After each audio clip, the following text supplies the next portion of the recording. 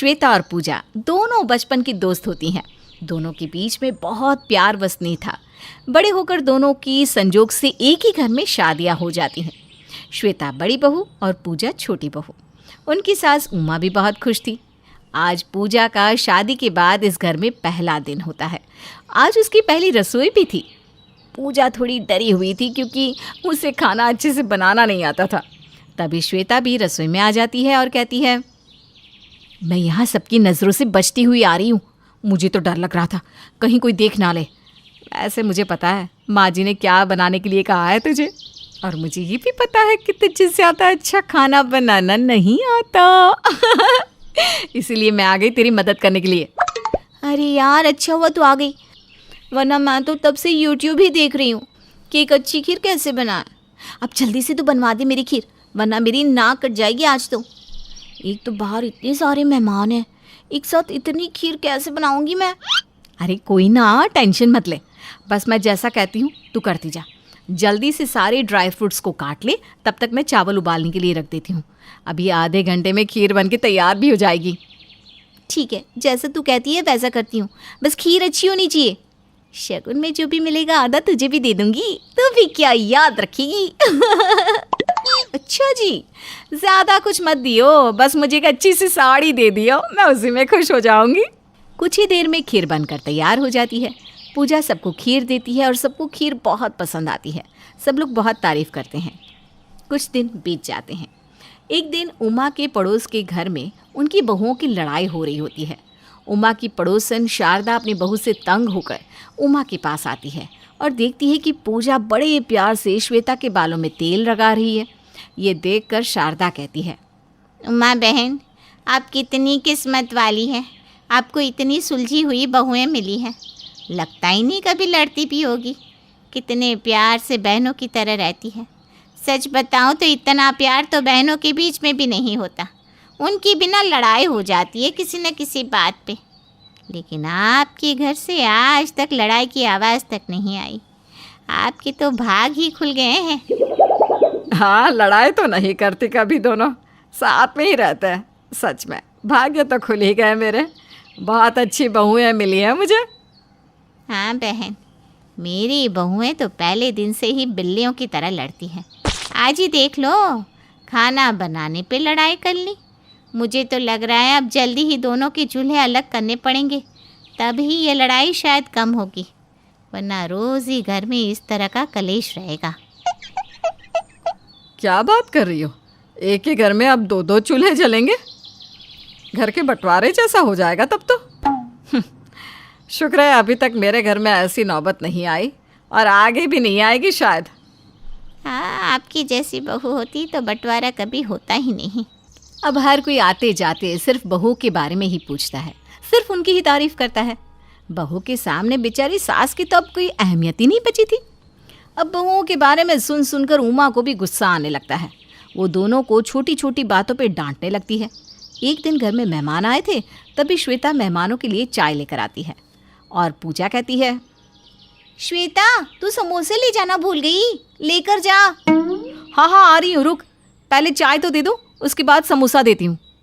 उमा रसोई में जाती है और पूजा से कहती है, पूजा, तू ये अपनी जेठानी से कैसे चिल्लाकर सबके सामने बात कर रही थी? हैं? बहुत दिनों से देख रही हूँ, लेकिन नज़रअंदाज कर रही थी। लेकिन आज तो मेहमानों के सामने भी तू इस तरह से ऑर्डर दे रही है अपनी जेठानी को। अरे मम्मी जी, आप तो जानती है ना, हम दोनों ऐसी ही बातें करते हैं शुरू से। पर आप आज इतना गुस्सा क्यों कर रही हो? श्वेता को कोई परेशानी नहीं है, मैं उससे ऐसे बात करती हूँ तो। हाँ, तुम दोनों को क्या ही परेशानी होगी, बचपन के दोस्त हो। लेकिन मेहमानों के सामने तो लिहाज कर लिया करो, वो भी क्या सोचेंगे कि दोनों में बात करने की तमीज़ ही नहीं है। कोई कुछ भी सोचे, हमें क्या करना उससे? हमें जैसे बात करना अच्छा लगता है हम तो वैसे ही करेंगे। अब ऐसे ही एक बार उमा के भाई के घर पे कोई पूजा होती है, तो वे लोग उनकी दोनों बहू, बेटों और उमा को बुलाते हैं ताकि काम में थोड़ी मदद हो जाए। जब उमा और उसकी बहुएं वहाँ पहुँचती हैं तो उमा की बहुएं सारा काम अच्छे से संभाल लेती है। दोनों की अच्छी तालमेल देख के उमा का भाई रमेश बहुत खुश होता है और उमा से कहता है, उमा दीदी, तुम्हारी बहुएं तो बहुत कामकाजी है, बहुत अच्छे से सारा काम संभाल लिया। आपको तो एक भी काम करने की ज़रूरत ही नहीं पड़ी। मैं तो सोच रहा था कैसे होगा इतना सारा काम। पूजा पाठ में तो वैसे भी बहुत सारा काम होता है। हाँ, मैंने ही समझा कर भेजा था घर से कि सारा काम अच्छे से करना, कोई कमी मत रखना मेरे भाई के घर पे। हाँ दीदी, खाना तो इतना स्वादिष्ट बनाया था कि कुछ कहो ही मत। बहू ने तो आपके खाने को भी मात दे दिया दीदी। इतना सारा खाना बनाना था, आप भी बनाती तो कुछ ना कुछ तो कमी रह ही जाती। लेकिन उन दोनों ने तो हर चीज़ नाप तोल के डाली थी, हर चीज़ परफेक्ट थी।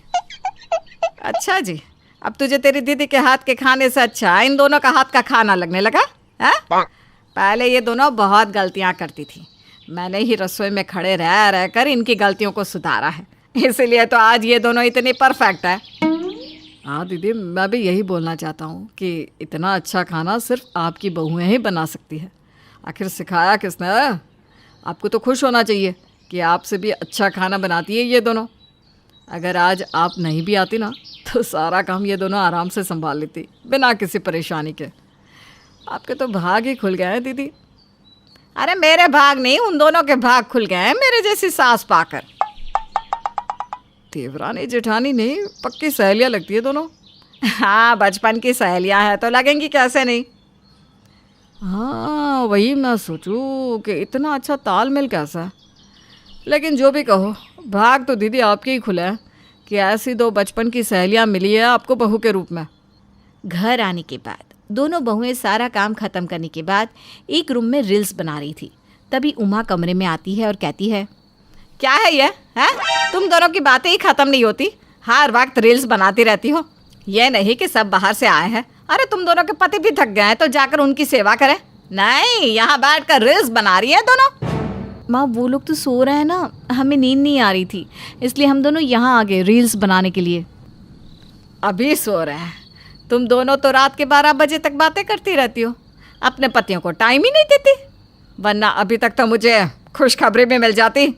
मम्मी जी प्लीज़ ऐसा मत बोलिए, जब जो होना होगा वो हो ही जाएगा।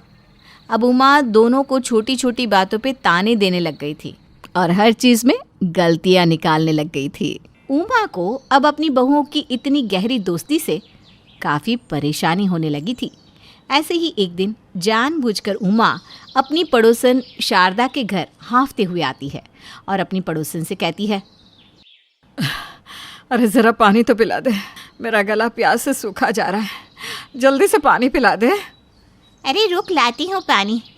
पड़ोसन जल्दी से उमा के लिए पानी लेकर आती है। उमा जैसे ही पानी पीती है, पड़ोसन कहती है, क्या हुआ, तू मेरे घर ऐसे पानी के लिए भागते हुए क्यों आई? तेरी तो दो बहुएं हैं, तो अपनी एक भी बहू से पानी मांगेगी ना तो दूसरी तेरे लिए नींबू पानी बना कर ले आएगी। दूर से नज़ारा ना सबको अच्छा ही लगता है, अब ये तो मैं ही जानती हूँ कि मेरी बहुएं मेरा कितना ख्याल रखती है। अच्छा हुआ तूने पानी दे दिया। तू तो ऐसे बोल रही है जैसे तेरी बहुएं तुझे पानी के लिए भी रुला देती हो, तुझे घर में पानी तक नसीब ना होता हो। मैं अपनी बहुओं की बुराई नहीं कर रही हूँ, लेकिन सच और झूठ क्या है ये तो बस मैं ही जानती हूँ। अरे क्या हुआ, तेरी बहुएं तेरे साथ अच्छा व्यवहार नहीं कर रही क्या? घर में सब ठीक तो है ना, कोई परेशानी वाली बात तो नहीं है ना? अब क्या बताऊँ मैं, मेरी बहुओं की आपस में इतनी ज़्यादा बनती है कि किसी को सास की ज़रा सी भी नहीं पड़ी होती। नहीं नहीं उमा, तुझे कोई गलत फहमी हुई होगी। इतना तो मैं भी जानती हूँ तेरी बहुओं को कि तेरा अच्छे से ही ध्यान रखती होंगी। तू ना ज़रूर गलत समझ रही है। हाँ, सबको तो मैं ही गलत लगूंगी ना। मैं अपनी बहुओं की बुराई नहीं करती कहीं, लेकिन बिना झूठ बोले भी नहीं रह सकती। अरे मेरी बहुओं की दोस्ती इतनी गहरी है कि तू खुद देख ले, दोनों में से किसी ने भी मुझे पानी का एक गिलास तक नहीं दिया था। देख, तेरे घर आई ना मैं पानी पीने। सच में तेरी बहुएं ऐसी है? मुझे तो लगा ही नहीं था कि ऐसी भी निकलेंगी तेरी बहुएं। अब क्या कर सकते हैं, कहीं ना कहीं मेरी ही कोई गलती होगी, तभी तो ऐसी बहुएं मिली। अच्छा चलती हूँ मैं, ये सब बातें ना तू मेरी बहुओं को मत बता देना। अरे ठीक है ठीक है, देख तुझे कभी भी अकेलापन महसूस हो जाए ना तो आ जाइयो मुझसे बात करने। उमा अब जहाँ जाती वहाँ बस अपनी बहुओं की बुराई करने लग जाती। जिसके बाद उमा की बहुओं को लोगों से ताने सुनने को मिलते हैं। लेकिन अभी तक उन दोनों को ये नहीं पता चल पा रहा था कि आखिर उन्हें ताने क्यों मिल रहे हैं। ऐसे ही कुछ दिन बाद श्वेता चाय बना रही होती है, लेकिन चीनी खत्म हो जाती है। तो श्वेता पूजा से कहती है, अरे पूजा, चीनी ख़त्म हो गई है, मैं ज़रा अनीता आंटी के घर से थोड़ी चीनी लेकर आती हूँ। तू तब तक चाय बनाने मत लग जाना, शाम को हम दोनों मार्केट जाकर ले आएंगे सारा सामान। ठीक है। श्वेता अपने पड़ोस में रहने वाली अनीता के घर जाती है, जहाँ शारदा भी बैठी होती है। श्वेता कहती है, अरे आप दोनों एक साथ ही यहाँ बैठी हो। नमस्ते शारदा आंटी। नमस्ते अनीता आंटी। नमस्ते बेटा, यहाँ कैसे आना हुआ? वो आंटी ना, चीनी ख़त्म हो गई है, मैं अभी चाय बनाने जा रही थी तो आपसे थोड़ी चीनी लेने आ गई। शाम को हम मार्केट जाएंगे ना, मैं और पूजा, तब वापस आपको दे दूँगी। क्या बहू, इसमें भी कोई देने वाली बात है क्या? वैसे श्वेता बहू, कभी चाय पानी अपनी सास को भी पिला दिया कर, आखिर वो भी तो तेरी सास है। क्या मतलब है आंटी आपका? मैं कुछ समझी नहीं, आप क्या कहना चाहती हैं? मैं तो बस यही कहना चाहती हूँ कि तुम दोनों बचपन की सहेलियों के चक्कर में बेचारी हमारी सहेली उमा रह जाती है, उसको तो कोई पूछता ही नहीं। अरे नहीं आंटी जी, ऐसा तो बिल्कुल नहीं है, हम तो अपनी सास का अच्छे से ध्यान रखते हैं। वैसे श्वेता बहू, बुरा न माने तो मैं भी एक बात कहना चाहूँगी कि अब तुम दोनों कोई सहेलियाँ नहीं हो, अब तुम दोनों देवरानी जिठानी हो, तो वैसे ही रहो। लोग कहते हैं कि बहू के आने के बाद सास मोटी हो जाती है, लेकिन यहाँ तो दो दो बहुएँ आई हैं जो सास को और पतला कर रही है। ये ऐसे क्यों बोल रहे हैं? हम दोनों तो अपनी सास का इतना ज़्यादा ख्याल रखते हैं, कभी कोई शिकायत का मौका भी नहीं देते, फिर ये दोनों ऐसे क्यों कह रही हैं? अनीता, लेकिन कर भी क्या सकते हैं, सास अपनी थोड़ी है, सहेली अपनी है, तो सास को कौन ही पूछेगा। खैर हमें क्या, हम तो बस एक पड़ोसी हैं। शारदा और अनीता की बात से श्वेता को बहुत बुरा लगता है, लेकिन वो पूजा से कुछ नहीं कहती, क्योंकि ये सब सुनकर पूजा को भी बुरा लग जाता। कई दिनों तक ऐसा ही चलता रहता है। कुछ दिनों बाद उमा का भाई रमेश आता है। रमेश के आते ही उमा बिस्तर पकड़ लेती है। रमेश जब अपनी बहन से मिलने उसके कमरे में जाता है तो, अरे दीदी, क्या हुआ? आप ऐसे बिस्तर पर क्यों पड़ी हो? आपकी तबीयत तो ठीक है ना? अरे भाई, तू यहाँ कब आया? दीदी मेरा छोड़ो और अपना बताओ, क्या हुआ आपको? तबीयत ठीक नहीं है क्या आपकी? कुछ नहीं, बस 2 दिन से बुखार है, उतरने का नाम नहीं ले रहा है। यहाँ आपको बुखार है और बाहर आपकी बहुओं को रील बनाने से फुर्सत नहीं मिल रही है। अब क्या कर सकते हैं भाई, लोगों को लगता है घर में 2 बचपन की सहेलियाँ आई हैं तो सास को पलकों पर बैठा कर रखती होंगी। खैर छोड़ो, मैं भी क्या लेकर बैठ गई।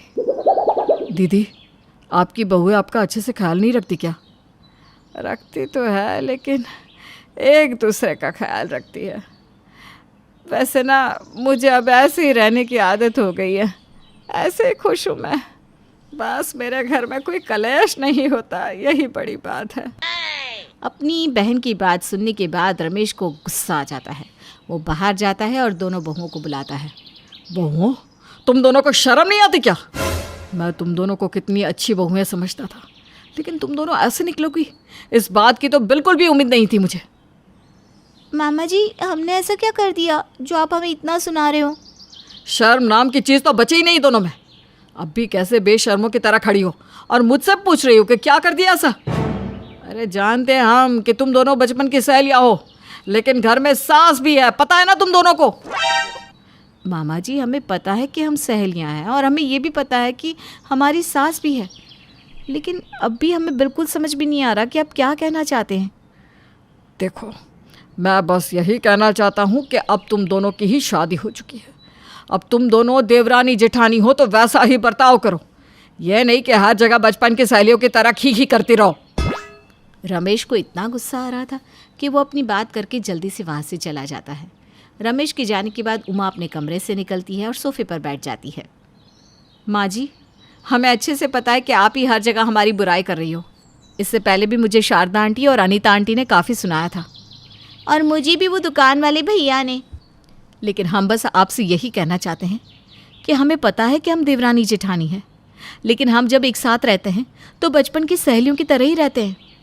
हम आपकी इज्जत भी बहुत करते हैं और ध्यान भी बहुत रखते हैं, इसलिए बस हम यही कहना चाहते हैं, जिसको जो समझना है समझे। हम जैसे हैं वैसे ही रहेंगे। उमा की इतनी कोशिशों के बाद भी उन दोनों में कुछ बदलाव नहीं आता। अब तो उमा को ही आदत हो जाती है। हमारे देश में धूमधाम से मनाया जाता है। 9वें दिन प्यारी प्यारी बच्चियों को देवी के रूप में पूजा जाता है। अरे बड़ी बहू दीपा, कहाँ हो? जरा बाहर तो आओ, पूजा शुरू होने वाली है।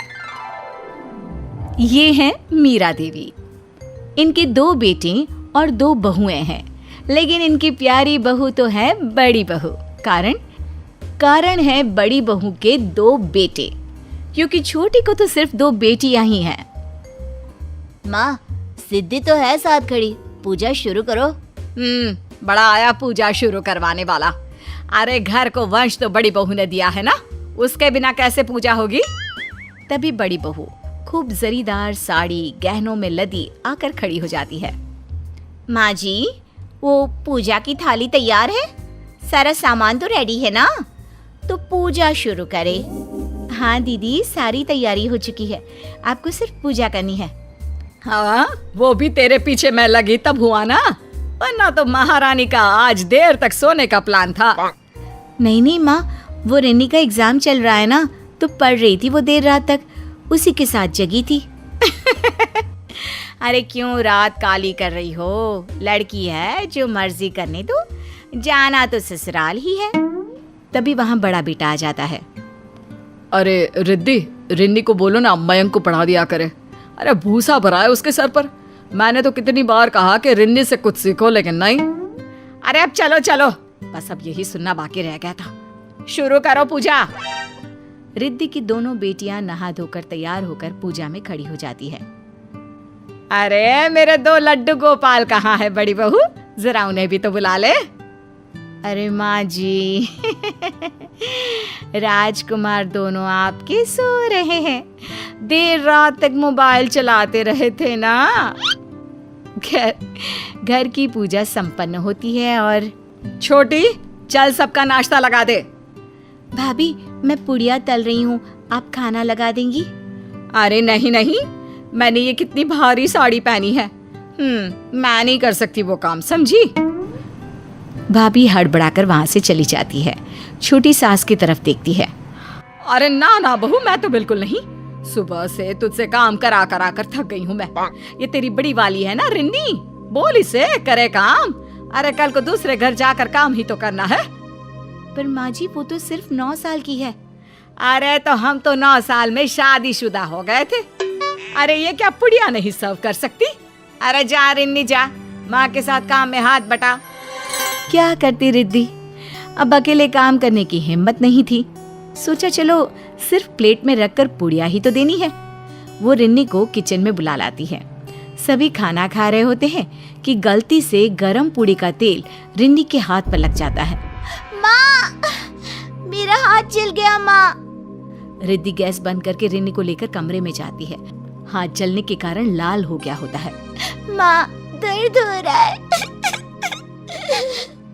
रिद्धि, तुमको बच्ची को किचन में नहीं ले जाना चाहिए था। वो तो बच्ची है, उसे क्या पता कैसे प्लेट पकड़ कर देनी है। तभी सास भी कमरे में आ जाती है। अरे प्लेट में सब्जी लेकर बैठे हैं, कब तक चलेगा ये नाटक? माँ जी, रिन्नी का हाथ जल गया है। और तो कौन सा चमड़ी उखड़ गई? किचन में काम करते वक्त छोटी मोटी चोट तो लगी रहती है। देख माँ, तू क्या सोचती है, मुझे इससे फर्क नहीं पड़ता। मेरी बेटी की स्किन नाजुक है। अरे छोटी सी बच्ची है वो नहीं जाएगी आज के बाद किचन में, चाहे जो भी हो। 3 औरतें हैं घर में, लेकिन शर्म नहीं है। एक छोटी सी बच्ची जिसे हाथ से खिलाना चाहिए, उसके हाथ से खा रहे। अगर ऐसा ही रवैया रहा तो मैं घर छोड़कर अपना परिवार लेकर जा रहा हूँ। सास का भी गुस्सा बेटे की बात पर हाई हो जाता है। अरे वाह जी वाह, 2 बेटियां हुई है, लेकिन तेवर तो देखो, ऐसे जैसे लड़के हो गए हो महारानी को। रिद्धि कुछ नहीं कहती, वो शांत रहती है। हाँ, और ये घर से जाने की जो धमकी दे रहा है ना, तो सुन, नवरात्र चल रहे हैं, दिन भी शुभ है। जाना चाहता है अभी निकल मेरे घर से। मेरे पास घर में बेटे बहू हैं और पोते भी, कोई कमी नहीं है मुझे। धौंस तो दिखाना ही मत, समझा? क्या करता बेटा, माँ का ये चेहरा उसके लिए नया तो नहीं था, लेकिन मासूम बच्ची का दर्द शायद इस दुनिया में कोई बाप नहीं देख पाता। रमन परिवार के साथ अलग घर में शिफ्ट हो जाता है। कुछ दिनों बाद, अरे बहू, क्या हो गया है इस घर में? न खाना, न पानी, न साफ, न सफाई। माँ, रिद्धि ने घर को घर बना कर रखा था, लेकिन तेरी अकड़। और क्या माँ जी, किसके भरोसे निकाल दिया आपने उसे, वो भी नवरात्रि में, जब सुबह से घर की साफ सफाई, पूजा, भोग, प्रसाद सारा काम होता है। अरे किसके क्या, बड़ी बहू के भरोसे? काम तो तू भी कर सकती है, लंगड़ी लूली तो है नहीं। हाय हाय, तो लंगड़ी लूली तो आप भी नहीं है। जरा हाथ पाँव चलाइए, सुबह जल्दी उठती है, साफ सफाई कर लिया करिए। और हाँ, सब्जी ना शाम को ही काट दिया करें, मैं सुबह छोंक दूंगी। अब सास बेचारी सारा काम करती और वक्त पर खाने को फिर भी मोहताज हो जाती। वहीं दूसरी तरफ रिद्धि ने अपने घर में माता का दरबार सजाया। क्या बात है रिद्धि, घर तो स्वर्ग सा चमक रहा है। मन लगता है मेरा यहाँ, कोई छिक छिक नहीं, कोई रोक टोक नहीं। सबसे अच्छा तो यह है कि बच्चों की पढ़ाई का एक अलग कमरा है। मैं तो आराम से सारा दिन टीवी भी देखती हूँ। ईश्वर सबको तुम्हारे जैसी बीवी और ये प्यारी प्यारी बेटियां दे। सभी परिवार वाले माता रानी के आगे शीश झुकाते हैं। और फिर वो दिन भी आ जाता है जब घर में माता की नवमी होती है। सुनिए जी, आज ना आपको ऑफिस थोड़ा लेट से जाना होगा। मैं भोग और प्रसाद बना रही हूँ, अब बच्चियों को तैयार कर दीजिए। वो क्या है ना, बेटी पूजना होता है ना आज के दिन। वाह वाह, क्या बात है, हमारे तो घर में ही देवियों का वास है। सच्ची, ईश्वर को ना सबको एक बेटी तो जरूर से देनी चाहिए। वहीं दूसरी ओर, अरे बड़ी कहाँ है, आज नवमी है, उठी नहीं क्या अभी तक? माता का दरबार भी नहीं खुला। कल से मेरी कमर टूट रही है, लेकिन कोई तेल भी नहीं लगाकर मालिश कर रहा। रिद्धि होती तो रात को मालिश किए बिना सोती नहीं। अरे तो क्यों भगा दिया?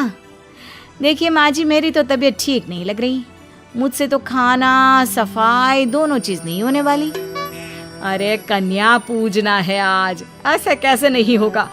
मेरे कमर का दर्द ना होता तो मैं ही कर लेती। घर में अजीब सा माहौल होता है। सास किसी तरह सफाई, पूजा और खाना बनाती है और बड़े बेटे से कहती है, बेटा जा तो जरा 2 कन्या तो ले आ, आज ना कन्या पूजना है। बेटा बाहर जाता है, लेकिन उसे कहीं बच्चियां नहीं दिखती। वो मुंह लटकाकर घर आ जाता है। ना माँ, मुझे तो कोई बच्चियां नहीं मिली। अरे कन्या पूजे बिना तो मैं एक निवाला नहीं रख सकती मुंह में। हर साल रिद्धि बहू की दोनों बेटियां। अरे हाँ, जाना रिंडी और मिंडी को ही ले आ, या रुक, मैं भी चलती हूँ। सास उन लोगों के घर जाती है जहाँ माता के भजन, कपूर और हवन के महक के साथ बच्चियों को रिद्धि और रमन अपने हाथ से खाना खिला रहे थे। ये होता है घर, मानो साक्षात देवियां विराजी हो। बहू मुझे माफ कर दे, मैं तुझे वापस आने तो नहीं कहूंगी, क्योंकि वो घर ही तेरे लायक नहीं। लेकिन तू सिर्फ मुझे इस घर में कभी आकर रहने को मना ना करना, जहाँ साक्षात देवियों का वास है। अरे कैसी बात कर रही है माँ जी, ये आपका ही परिवार है। और फिर सभी मिलकर कन्या पूजते हैं। निर्मला एक रिटायर्ड जज है। वो एक खुले विचार वाली और जागरूक महिला है। निर्मला ने अपने काम के साथ साथ अपना घर भी बहुत अच्छी तरह संभाला है। इसलिए वो अपने बड़े बेटे सारांश की शादी छवि से और छोटे बेटे अव्यांश की शादी पाखी से करवा देती है। छवि एक सरकारी स्कूल की प्रिंसिपल है और पाखी एक सब इंस्पेक्टर है।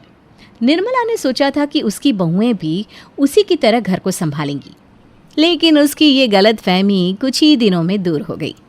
छवि, ये प्याज तुमने इतनी मोटी मोटी क्यों काटी है? तुमसे एक काम ढंग से नहीं होता। क्या करूं अब मैं इस प्याज का? भाभी, पहले तो आप मुझसे तमीज़ से बात करो। मैं आपके स्कूल की कोई स्टूडेंट नहीं हूँ जो आप मुझे इस तरह से डांट रही हैं।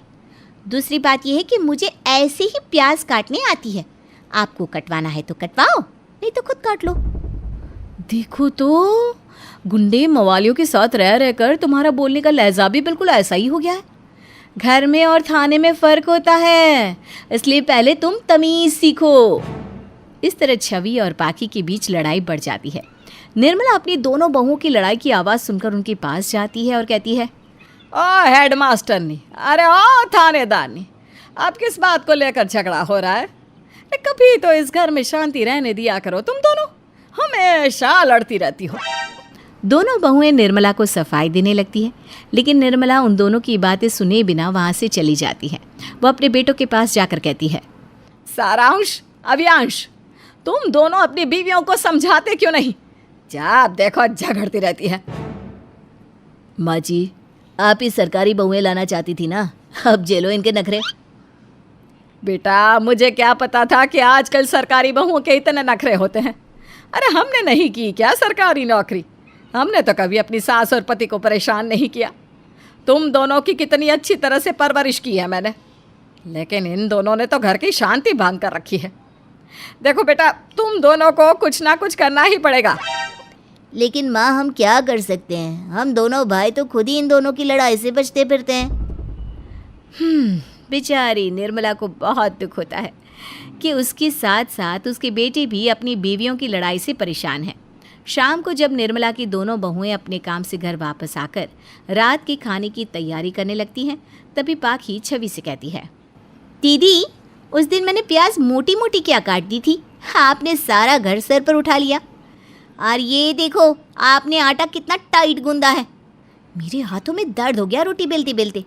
मैं इस आटे की रोटी नहीं बना सकती। मैं सब्जी बना लेती हूँ, आप रोटी बना लो। पाखी, एक बात बता, पुलिस की वर्दी पहनकर तो तू इतना करती है, और अब तेरी नाजुक कलाइयों से रोटी नहीं बेली जा रही? दीदी, मेरी कलाइयाँ गुंडों को पीटने के लिए है, रोटी बेलने के लिए नहीं। आप बना लो ना रोटी। आपको तो दिन भर अपने कमरे में ही बैठना होता है, हमारी तरह कहाँ भाग दौड़ कर पाएंगी आप। पाखी, मैं दिन भर कमरे में नहीं बैठी रहती, मेहनत करती हूँ अपने स्कूल के बच्चों का भविष्य बनाने में। न जाने कितने बच्चों का भविष्य बना दिया है। तुम जैसे बहुत से बच्चों को पढ़ाया है जो आज किसी थाने में तुमसे ऊंचे ओहदे पर बैठे हैं। बस करो भाभी, बस। आप हमेशा ही अपने काम को बेहतर बताती हो, लेकिन सच तो ये है कि आपको ढंग से कोई काम नहीं आता, बस मुंह चलाना आता है। देखो पाखी, तुम ना अपनी हद में रहो, जो मन में आ रहा है बोले जा रही हूँ। पाखी और छवि दोनों की लड़ाई बहुत ज़्यादा बढ़ गई। उनकी आवाज़ सुनकर निर्मला और उसके दोनों बेटे किचन में आ गए। अरे क्या हुआ? तुम दोनों किस बात पर लड़ रही हो? ये देखो, पाखी कितनी बदतमीजी से बात कर रही है मुझसे। दीदी, आप तो फूल बरसा रही हो ना मेरे ऊपर, है ना? पाखी, भाभी तुमसे बड़ी है, उन्होंने कुछ कह भी दिया तो क्या हो गया? छवि, तुम भी थोड़ा बड़कपन दिखाओ। ऐसे बात बात पर लड़ाई झगड़ा करना अच्छी बात नहीं है। लेकिन हमेशा लड़ाई पाखी शुरू करती है। अच्छा, मैं शुरू करती हूँ? क्यों सफ़ेद झूठ बोल रही हो दीदी? अरे चुप रहो तुम दोनों। छवि, ये घर है तुम्हारा स्कूल नहीं, और पाखी ये तुम्हारा थाना नहीं। इस घर में वही होगा जो मैं चाहती हूँ। तुम दोनों जब भी किचन में होती हो लड़ती ही रहती हो। आज के बाद तुम दोनों एक साथ कोई काम नहीं करोगी। छवि, तुम स्कूल जाने से पहले खाना बनाओगी, और पाखी तुम थाने से आने के बाद खाना बनाओगी। निर्मला अपने बेटों को लेकर चली जाती है। उसके जाने के बाद छवि कहती है, यूँ तो माँ जी को रिटायर्ड हुए एक ज़माना बीत गया, लेकिन ऑर्डर देने और हुक्म चलाने की आदत नहीं गई इनकी। निर्मला ने अपनी दोनों बहुओं को बहुत समझाया, लेकिन उसकी दोनों बहुओं को अपनी अपनी नौकरी पर बहुत घमंड था। वो दोनों लड़ने के लिए कोई ना कोई बहाना ढूंढ लेती। किचन में नहीं लड़ती तो किचन के बाहर लड़ती, कभी अपनी नौकरी को बेहतर बताकर लड़ती तो कभी घर के काम के लिए लड़ती। एक दिन निर्मला ने अपने बेटों से कहा, सारांश, अव्यांश, मैं तो एक जज रही हूँ। मैंने बड़े बड़े फैसले किए हैं, लेकिन अपने घर का फैसला आज तक नहीं कर पा रही हूँ मैं। अब तुम ही बताओ मैं क्या करूँ। बा, मेरे पास एक तरकीब है। अगर आप दोनों मेरा साथ दो तो सब कुछ ठीक हो सकता है। बताओ भैया, क्या तरकीब है? सारांश अव्यांश और अपनी माँ को सारी बात समझा देता है, और अगले दिन सुबह सुबह उनके घर पर दो लड़कियाँ आती हैं।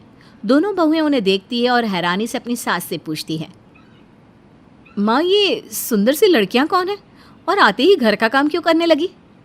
इनको मैंने इंटरव्यू के लिए बुलाया है। कैसा इंटरव्यू माँ? इन दोनों लड़कियों को मैं अपने बेटों की शादी के लिए लाई हूँ।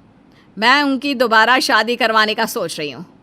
अगर इन्होंने ये घर अच्छी तरह संभाल लिया तो मैं सारांश और अव्यांश की शादी इनसे करवा दूंगी।